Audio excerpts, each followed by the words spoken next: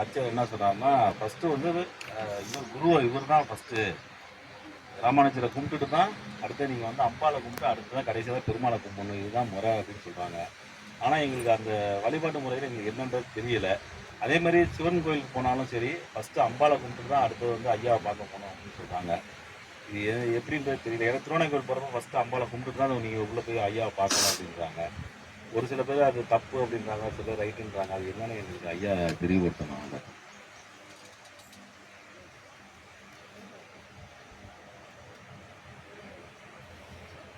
சித்தர்களும் இறையாண்மை கொண்ட இறையாளர்களும்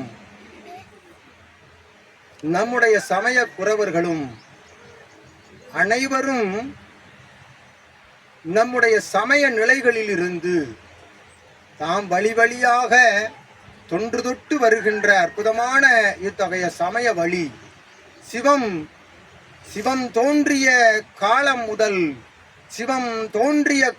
முதல் அத்துணை காலங்களிலும் சமய நெறிமுறைகளின்படி நம் சமய நெறிமுறைகளின்படி பெண்மைக்கு முதலிடம் கொடுப்பது நம்முடைய சமய நெறிமுறையாகும். சீடனே, எப்பொழுதும் முப்பொழுதும் அது எத்தகைய தளங்களாக இருந்த பொழுதும் பெண்மைக்கு முதலிடம் கொடுத்து பெண்மையோடு ஆண்மை ஒன்றாக கலந்து அவர்களோடு அமர்ந்து உரையாடி அற்புதமாய் இறுதி முடிவெடுக்கும் நிலை எங்கிருந்து வருகின்றது? இறுதி முடிவெடுக்கின்ற நிலை எங்கிருந்து வருகின்றது? எங்கு எம்முடிவுகள் எடுக்கப்படுகின்ற பொழுதும் அது இறுதி நிலை வார்த்தை ஒருவரோடு ஒருவர் உரையாடி, அது இறையாக இருந்தாலும் ஒருவரோடு ஒருவர் உரையாடி அப்பெண்மைக்கு முதலிடம் கொடுத்து அவளுடைய அத்தகைய நிலையுடைய நிலைப்பாட்டினை செயல்படச் செய்து அதிலிருந்து வருகின்ற விளைவுகளின் பால் அவர்கள் உணர்ந்து மறுபடி சிவத்தோடு இணைந்து சக்தி செயல்படுகின்ற அற்புதமான அத்தகைய நிலைகள் தொன்று தொட்டு வந்து கொண்டிருக்கின்றது. சீடனே, காலம் காலமாக முன்னோர்கள் பெண்மையை அமர வைத்து பாய்கின்ற நதிகளில் ஒட்டுமொத்த அத்துணை பெயரும் பெண்மையின் பெயர்களில் நீரோடச் செய்து ஆற்றலாய் ஒவ்வொரு நதிகளுக்கும் பெண்ணினுடைய நாமங்கள் சூட்டி அத்தகைய பெண்மைக்கு ஆற்றல் கொண்ட பெண்மைக்கு அதீத நிலைப்பாட்டுக்குள் சென்று அலசி ஆராய்கின்ற நிலைகளுக்குள் செல்கின்ற பொழுது ஆற்றல் கொள்கின்ற பெண்மைக்கு முதலிடம் கொடுப்பது என்பது நம்முடைய சமய மரபு.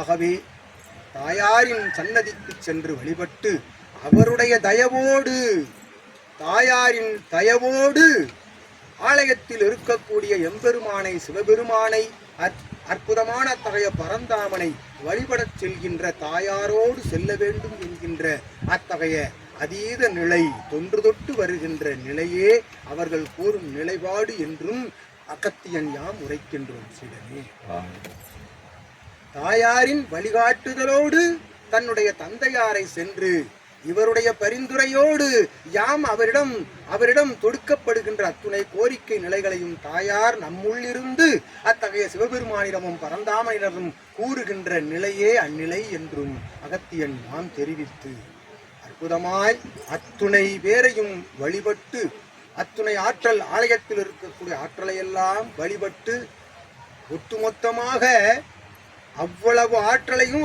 ஆலய ஆற்றலையெல்லாம் வைத்து அமர்ந்திருக்கின்ற சித்த நிலை கண்ட, சிவநிலை கண்ட, இறைநிலையில் உச்ச நிலை கண்ட, இறையை தனக்குள் வைத்து அமர்ந்திருக்கின்ற ஆழ்வார்கள், நாயன்மார்கள் போன்ற அற்புதமான அத்துணை சித்தர்களையும் வழிபடுகின்ற நிலை அதற்கு அடுத்தாற்போல் என்றும் அகத்தியன் யாம் தெரிவித்து உச்ச நிலையில் சிம்மாசனத்தில் அமர்ந்திருக்கும் இறையின் அடுத்தாற்போல் அமர்ந்திருக்கக்கூடிய சித்த கணங்களை எல்லாம் அவரை வணங்கிவிட்டு வணங்குகின்ற நிலை போல ஆற்றல் ஆலயங்கள் இருக்கக்கூடிய பல்வேறு ஆற்றல்களையும் வணங்கிவிட்டு வெளிச்செல்கின்ற பொழுது அற்புதமாக தலை கோபுரத்தை நிமிர்ந்து நின்று இத்தகைய ஆற்றலையெல்லாம் ஒட்டுமொத்தமாக வைத்திருக்கின்ற பிரபஞ்சத்திலிருந்து எழுகின்ற அத்துணை ஆற்றலையும் ஆலயத்திற்குள் பிரவேசம் கொள்ளச் செய்கின்ற அத்தகைய கொடிமரத்தையும் தாண்டி நிற்கின்ற ஆலய கோபுரத்தினை தரிசனம் செய்து வெளிவருகின்ற அற்புதமான நிலையே தொன்று தொட்டு வருகின்ற நம் சமய நிலை என்றும் அகத்தியன் யான் தெரிவித்தேன்.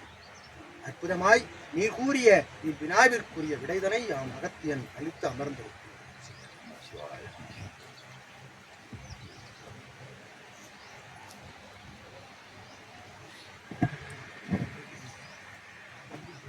தர ஆன்ம ஈக வினாக்கள் அகத்திய பெருமான்